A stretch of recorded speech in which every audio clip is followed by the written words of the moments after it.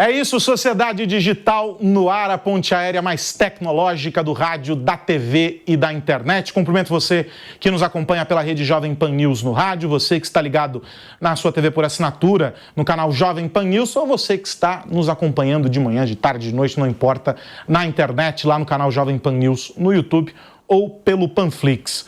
O programa de hoje é diversão, mas é papo sério. A gente vai falar sobre e-sports, os esportes eletrônicos.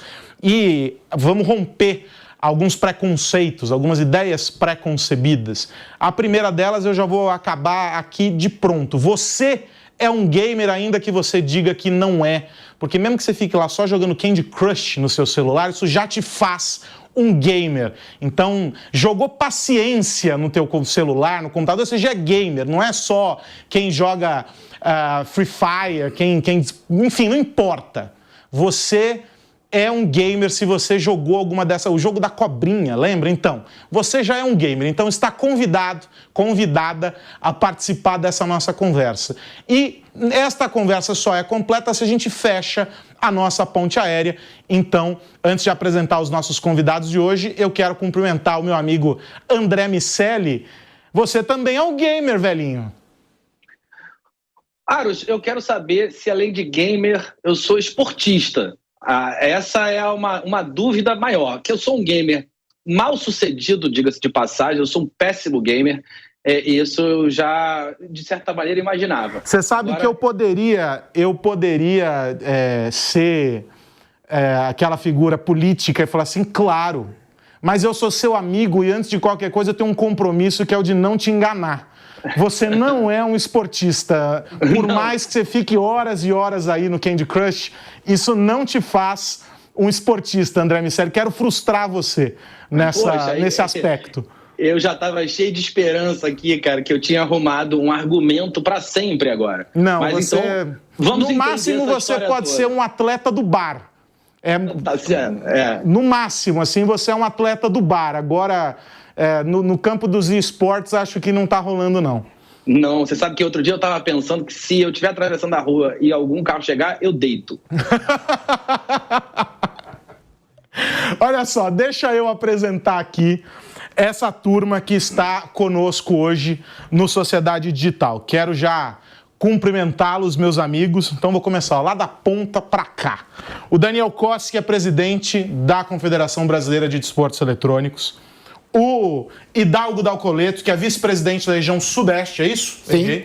E o Dominique Costa, eu vou chamar de Dom, pode?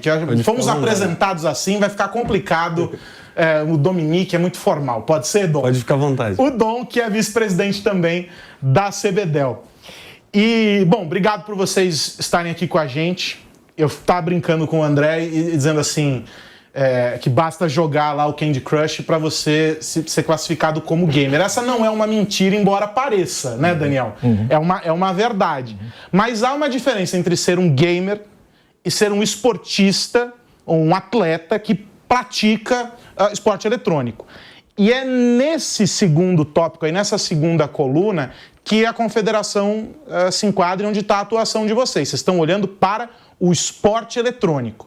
Eu queria que você contasse pra gente, de forma resumida, o que é a CBDEL e a importância do que vocês vêm fazendo já há algum tempo. Perfeito. Defendendo ele já. E pronto. Fazendo meia-culpa. Já. Pronto, o André já conquistou um advogado. Foi. E não é do diabo. O esportista é aquele que pratica o esporte regularmente. O gamer, no nosso caso, é o entusiasta. Tá. E o atleta é aquele que tem como profissão. Como um atleta de basquete. Então ele é um esportista. Ele é um esportista. Então ele conseguiu, André. Você conseguiu. Vai começar a tocar We Are The Champion agora aqui. Já saio desse programa mais leve. Pronto, tá feliz. Já estou razoavelmente feliz. E a confederação, ela administra institucionalmente essa categoria desportiva. Então nós cuidamos da base, do estudantil, do universitário e do alto rendimento, que é o atleta em si, como carreira, com um sistema de ranqueamento, com uma avaliação para uma competição nacional, internacional e por aí vai. Mas daí eu posso dizer, por exemplo, que mesmo no caso do jovem que começa nesse processo, ele já é federado. Não importa se ele está dentro de uma equipe Não importa. Dessas mais bem estruturadas. A gente tem alguns casos, né? Acho que é Corinthians, o Santos tem. São Paulo. Né? O São Paulo tem equipes bem já estruturadas. Independentemente da existência dessas equipes, essa condição se dá, como acontece com outras modalidades esportivas, é isso? Sim, ele pode ser um atleta do meio privado, como um atleta federado. Muitos atletas federados jogam no privado, mas nem todo privado é federado. Legal. Né? E aí, Hidalgo, você estava me contando outro dia, e eu achei fascinante isso, o processo de estabelecimento de competições regulares. Sim. Elas já existem, elas já estão acontecendo, mas elas de alguma maneira estão soltas e à margem de um calendário, vamos colocar dessa maneira, institucionalizado pelas autoridades e etc. Sim. Esse é o papel de vocês na CBDEL, é fazer com que esses atletas encontrem respaldo dessas instituições para que eles tenham espaço dentro dessas ligas para acontecer com o esporte algo como, sei lá, o Campeonato Paulista, o Campeonato Brasileiro, Sim. a Copa do Brasil, em que a população sabe que aquela competição existe e ela vai encontrar ali um momento para poder acompanhar e torcer e brigar e afins. Uhum. Eu atualmente estou vice-presidente do Sudeste junto à CBDEL. E como fabricante da INSES, a gente entendeu que tinha um pé de educação muito importante através do gamer, porque através do gamer tem matemática, tem gente que faz processos gráficos, tem makers, tem, de certa forma, aula de português e aula de inglês para o pacote como um todo. E aí nós fizemos um torneio que vai ter uma rotina nos próximos 5 anos, atualmente já com 22 cidades posicionadas no interior de São Paulo, e a gente está trazendo agora mais próximo ao cinturão de São Paulo, que é para a gente fazer uma movimentação muito diferenciada. Quando eu estive conversando com o Dom falou assim, poxa, vamos fazer algo mais virtual agora, mas com o final num lugar que seja adequado para todo mundo, uma final presencial. E a gente está com as inscrições hoje já na rua, essa inscrição ela é gratuita, e a grande sacada disso é que o que a gente está fazendo isso, como o próprio Dom fala, na quebrada. Né? A gente quer levar, na verdade, aquelas famílias para um tipo de entretenimento, para um tipo de educação que seja diferente daquilo que ele tem no dia a dia. Porque o entusiasta ou o atleta gamer pode jogar no celular, pode jogar no notebook, ele pode jogar onde ele quiser, desde que ele tenha um link de internet para seguir em frente. Andrezinho, chega mais. Quero ouvir do Dom o seguinte, quando a gente olha para o mercado de tecnologia em geral, a gente já discutiu diversas vezes aqui no Sociedade Digital, que dá para observar 2 grandes desafios. Um, que é o das pessoas que não serão mais empregáveis em função do avanço tecnológico, do uso de inteligência artificial, da automação em geral. E o outro é o das vagas não preenchíveis, porque a gente tem a gente enquanto nação, né, o Brasil tem uma deficiência de formação de profissionais para trabalhar com profissões STEM, né? Aquela história de Science, Technology, Engineering and Math. Então, tudo que é relacionado a essa área mais exata tem uma dificuldade de encontrar mão de obra no Brasil. Como isso acontece nos games? Quais são as oportunidades para as pessoas que observam esse mercado, que gostam? Aonde ou de onde a pessoa consegue ganhar dinheiro? O que pode virar uma profissão desse ecossistema? Obrigado, André. Muito importante a sua pergunta, até agradeço isso, a relevância dessa pergunta, porque nós trabalhamos hoje no esporte eletrônico com várias profissões. Quando a gente fala de game, de esporte eletrônico, logo o que vem na cabeça é o YouTube ou o cara que joga ali na ponta da linha, né? O atleta.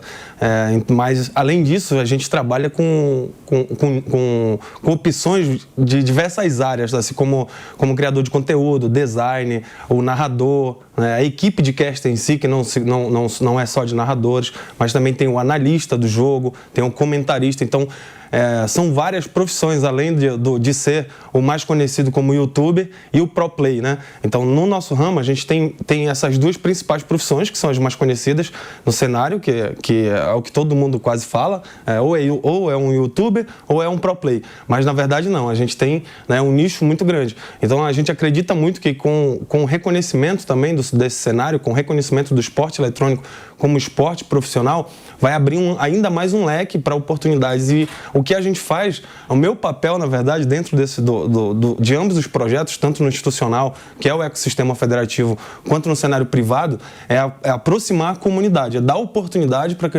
aquele menino de rua, da quebrada, que antigamente o sonho de toda a quebrada, de todo mundo que nasceu na quebrada, era ser jogador de futebol. Hoje nós temos estatísticas que dizem que mais de 90% dessa meninada que nasce na quebrada, que é de dentro da comunidade, sonha em ser um jogador de esporte eletrônico. Seja ele Free Fire, Valorant, CSGO, né, nos diversos jogos. Então, o interessante disso é que a gente está conseguindo, graças a Deus e nossos apoiadores, a dar oportunidade para essa garotada que saiu do nada, sem a perspectiva de esporte, a não ser o futebol, né, para hoje inserir dentro do cenário em alguma das profissões no esporte eletrônico. Você sabe que, enquanto você falava, eu fiquei pensando no quanto a gente tem de burocracia para algumas coisas hoje, e essa é uma discussão frequente aqui, né, André? O quanto a tecnologia ela chega feito um tsunami, ela vai arrebentando tudo pela frente. E ela não quer saber se a lei foi escrita na década de 70, na década de 80, se o cara tinha capacidade de prever que tal. Não, ela só vai e faz. E todas essas atividades, não vem de falar profissão, mas todas as atividades oriundas dessa revolução, elas ficaram num limbo. Elas ainda estão em um limbo. Porque o regulador não conseguiu entender. Nós estamos em 2023, já no finalzinho praticamente de 2023, meio de setembro de 2023, e a gente ainda não superou a discussão sobre os entregadores de aplicativo, sobre os motoristas de aplicativo. Não chegamos ainda a um consenso sobre a história dos ônibus no modelo compartilhado. E eu poderia passar o dia elencando aqui outros itens que agora estão sendo discutidos. Inteligência artificial, uma discussão sem fim, e que nós conhecemos assim a pontinha da pontinha do iceberg. Qual é o desafio de vocês quando vocês sentam na mesa com as autoridades para explicar que esse mundo de vocês, lá de cá do balcão, ele gera receita não só para as empresas, mas também para o Estado, ele gera oportunidade, ele é transformador para as vidas dos atletas e das famílias, ou seja, é um segmento que se compara, por exemplo, à engenharia, ao direito, a outras carreiras que são já consolidadas há muito tempo. Como que é uma conversa dessa, Hidalgo? Olha, é uma conversa um pouquinho mais complexa do que parece. Então, atualmente a gente tem sentado com as autoridades, tem tentado procurar o pessoal do Ministério do Trabalho para a gente entender como regulamentar a profissão do atleta gamer ou do atleta esportista. Não sei exatamente como fala isso do... Gamer. É o gamer mesmo, que é como todo mundo conhece. Só que ao fazer isso e ter essa profissão como regulamentada, a gente consegue imediatamente colocar ele no cadastro do profissional, a gente consegue dar emprego para essa pessoa, recolhe impostos para ele passa a ter um fundo de garantia e ele vira um agente transformador com pouca ou não idade da sua própria família e do meio que ele está vivendo. Então, quando a gente senta com as autoridades para fazer um bate-papo sobre isso, todos demonstram muito boa intenção, mas às vezes a gente acaba entrando no processo do dia a dia da pasta.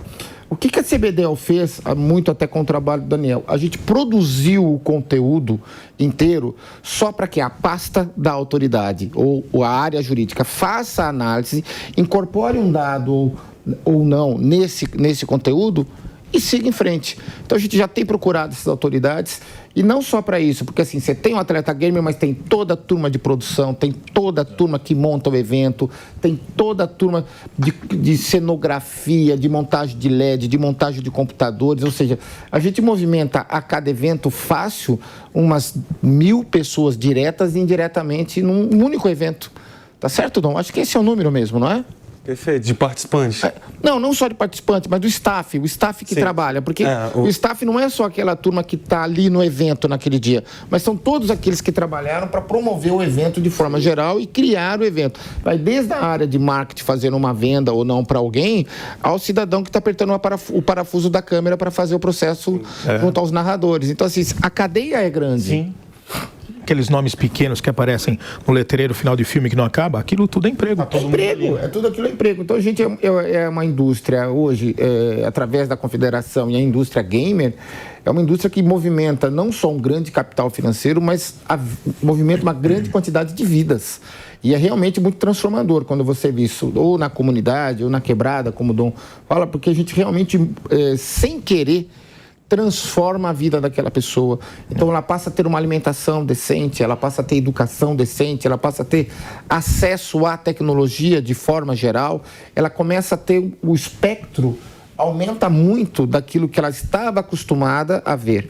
E a gente tem que deixar claro que ela também, com isso, ela não é figura para o tráfico, ela não é figura para o roubo, não é figura para nada, porque ela passa... evasão escolar. Ela deixa de estar à margem, né? E o atleta hoje, quando nós conversamos com ele, uma das premissas que a gente sempre coloca antes da contratação é que ele continue estudando e que ele continue tendo pelo menos nota média, porque também não dá para pedir nota muito alta, mas pelo menos ele tem uma média, né? Ter uma média e sabendo, ele tem que sair falando inglês, ele tem que sair sabendo todos os processos de matemática, português, geografia, porque quando ele vai para fora do Brasil, ele nos representa. E dividir no mercado muito bem também, porque todo mundo se fala, não, o esporte eletrônico é bilionário.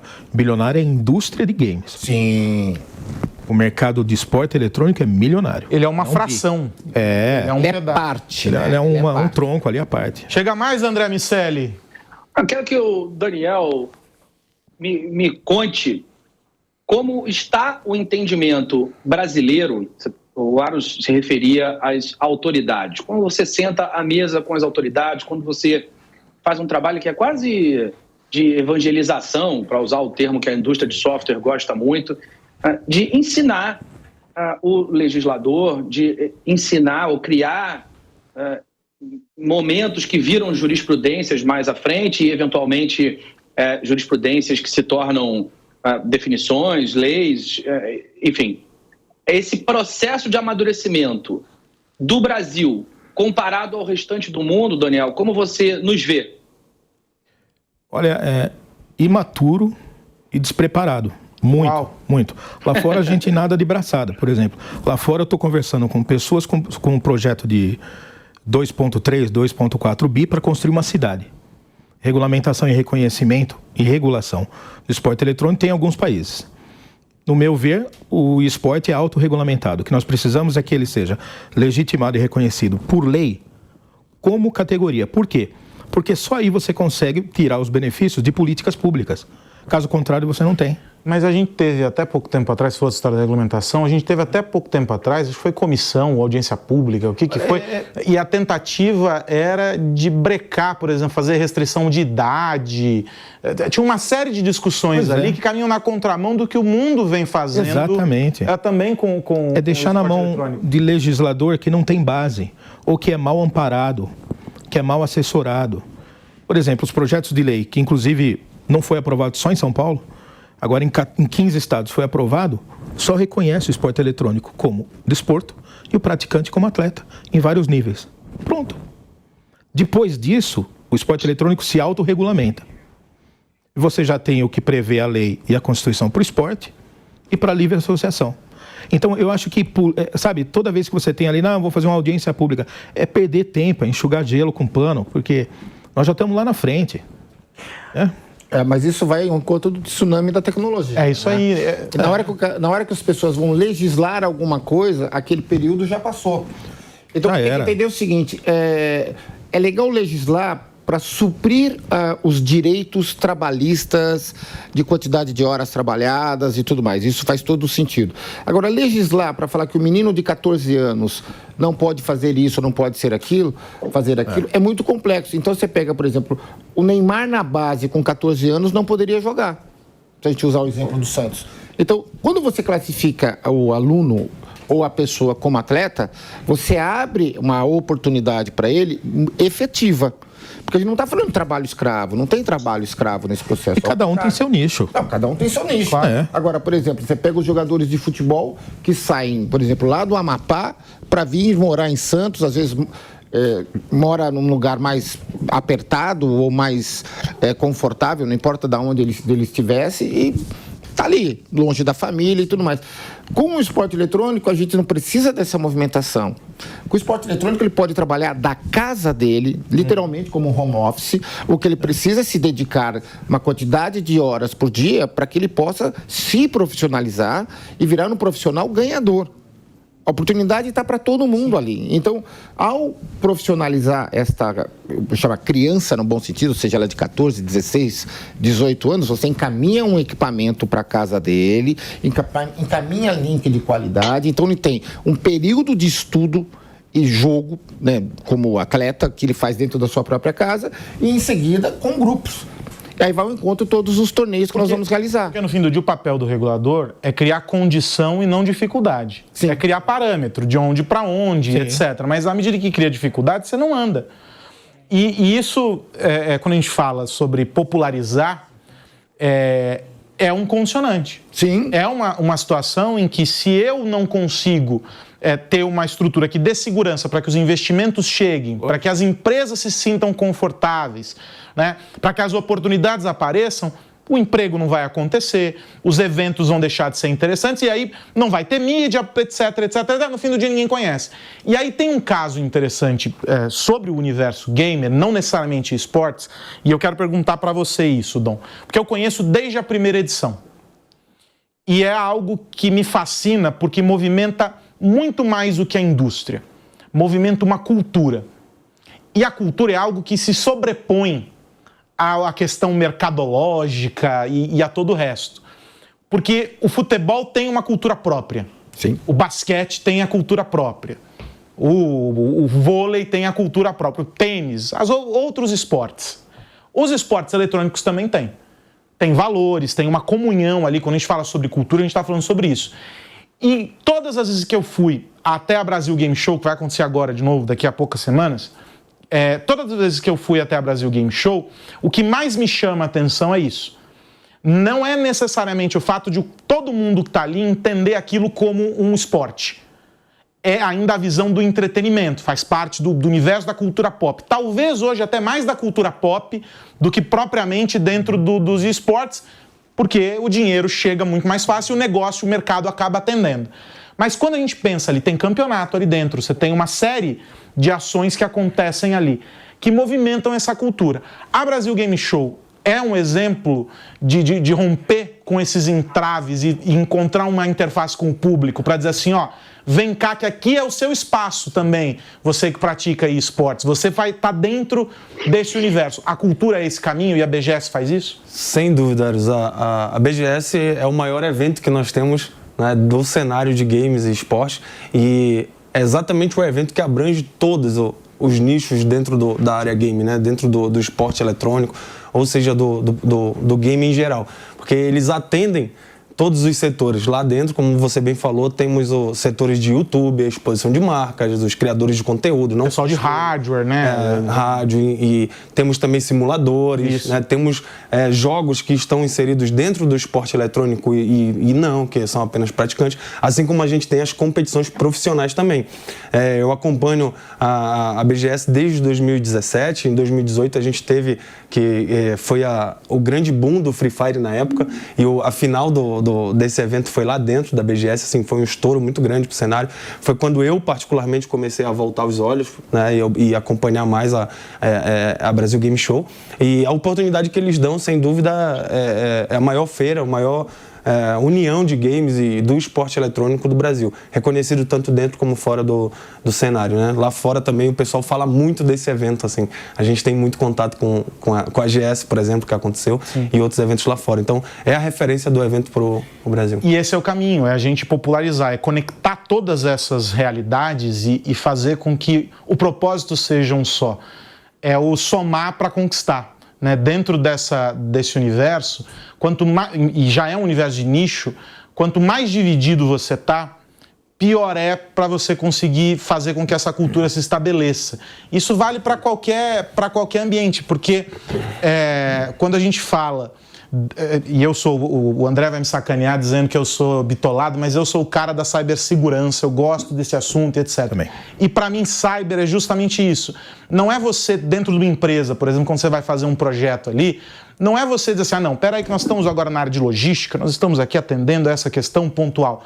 Se eu não olhar o cara do financeiro, o cara de vendas, eu não vou ter a segurança estabelecida, porque a construção da cultura se dá quando todos os diferentes olham e vem o mesmo problema para ser alcançado. E aqui a gente está falando disso, de fortalecer esse ecossistema de esportes. A gente tem uma referência bacana, os campeonatos que a CBDEL organiza, as equipes que estão conectadas a vocês. Eu acho que isso mostra que o setor ele é altamente organizado. Se tudo isso que vocês fazem não serve para mostrar para o regulador que ele precisa abraçar isso e que as empresas precisam comprar essa ideia, porque elas vão, no limite, para além de tudo que elas farão, vão ganhar muito dinheiro, tem alguma coisa errada. André Miceli, o tempo voou, dá tempo de uma pergunta rapidinho, uma resposta rapidinha. Vamos nessa. Bom, antes eu quero dizer que o Andy Grove, o lendário ex-presidente da Intel, falava que só os paranoicos sobrevivem. E isso me leva a crer que Carlos Aros... Que filha da mãe. Oi, Hidalgo, para a gente fechar, o Aros falava de caminhos. E aí eu quero saber o seguinte, se eu estou assistindo ou ouvindo Sociedade Digital, gosto de game, quero me tornar um atleta, qual é o caminho a ser seguido? O caminho a ser seguido é entrar na página da CBDEL, procurar ali fazer sua inscrição. Uma vez inscrito, a gente manda uma comunicação para essa turma e começa a falar com eles. É tão simples quanto isso. Tá certo, Dani? É isso, né? Tá certo, mais certo que isso é impossível. Simples, pronto. É direto, então vou falar aqui para quem... Entrou no site, cadastrou, vem para cá. Então, para quem está nos ouvindo, para ficar fácil de entender, o endereço é o seguinte, ó. CBDEL, como se fala? CBDEL.com.br. Tenho certeza que você, em algum canto do Brasil, nos acompanhando agora, tem um esportista, não agora sim, hein, Daniel? Agora eu te peguei. Porque eu aprendi que André Miceli é um esportista. Eu sou esportista do Negroni. Você tem um esportista na tua casa e que você tá falando que é vagabundo, que fica esse negócio de jogo, que só quer jogar, que não sei o quê. Tá aí um caminho de você conectar ele ao mundo dele e não ao mundo que a gente acha que é o mundo que tem que ser. O jeito de aprender mudou, o jeito de ensinar, portanto, precisa mudar. O que era interesse há 10 anos atrás, hoje não é mais. E os games, o e-sport, é um caminho para a gente conectar essa molecada, porque é o caminho que eles reconhecem. Conectar essa molecada ao mercado de trabalho, às demandas que a indústria toda faz, e é muito importante isso. Então, a pergunta do André é certeira e a resposta mais certeira ainda. Procura a CBDEL, eu acho que vai ser bem legal você dar esse encaminhamento para este esportista que você tem dentro de casa, que você está falando que é um vagabundo que não sai do quarto, que passa a madrugada jogando no computador. Certo? Eu queria só pedir uma coisa. Pais, apoiem os seus filhos. Vocês podem ter um talento incrível aí no quarto e vocês ainda não sabem. E talvez ele possa até mudar a vida de toda a família. Perfeito. A gente precisa de apoio. Você sabe que o André Miceli tem o famoso Enzo. Beijo, Enzo. O Enzo, que eu sou fã dele, é um esportista, não é? Mais do que o pai, não é não, Andrezinho? Em todos os aspectos, dentro e fora do mundo digital. Então, ó, um beijo, famoso Enzo. Telzinho também, um beijo para ele. Deixa eu agradecer aqui o Daniel, o Hidalgo, obrigado. O Dom. Eles são da CBDEL, presidente e vice-presidentes da CBDEL. E a gente resolveu tratar no Sociedade Digital hoje dos esportes eletrônicos, porque a gente acredita, de fato, eu e o André, que esse é um caminho, uma indústria que merece atenção. A gente fala de tantos assuntos aqui ligados ao mundo dos negócios, a construção de novas tecnologias e etc. E esse aqui passa batido. Então, hoje um programa dedicado a esse tema, porque tem muita coisa rolando. Tem campeonato agora rolando, né? Dá essa agenda aí pra gente, rapidinho. Pode falar, Dom. Então, nós estamos com a Insis Liga Paulista, com as inscrições abertas. É um campeonato que pretendemos abranger toda a comunidade do estado de São Paulo e arredores. Então, estamos convidando vocês. Também via CBDEL para fazer a inscrição lá no site. Perfeito. As inscrições vão estar disponíveis na página da CBDEL, na página da própria Liga, na página da Índices Paulistas, e a comunidade inteira vai estar falando aí. É só procurar e fazer. Então, as inscrições já estão abertas, e vão até dia 30 de setembro, vão ter as qualificatórias agora em outubro e a final vai ser presencial. Pode falar o lugar da final já? Pode falar o lugar da final. Então, a final presencial vai ser dentro do ginásio do Morumbi, então tem espaço para todo mundo se divertir, para participar e para assistir, tá bom? Teremos muitas outras atrações lá. Sensacional. Senhores, obrigado e até a próxima. Já estão convidados para voltar. Muito obrigado. Obrigado. André Miceli, semana que vem tem mais. Semana que vem tem mais, Carlos Aras. Enquanto isso, eu vou praticar os meus esportes. Um abraço para você e para todo mundo que nos ouve ver. E para você que nos acompanhou até aqui, fica o convite para você compartilhar este programa com este gamer que está aí ao seu lado, alguém que você conhece, que se interessa por esse universo, ou alguém que precisa entender que está cheio de preconceito e tem que rompê-los. Então compartilhe esse programa que está disponível no Panflix e no nosso canal no YouTube. Este programa e os anteriores. E a gente tem um combinado. Na semana que vem a gente volta a falar sobre os impactos da tecnologia no nosso dia a dia. Um grande abraço. Tchau, tchau.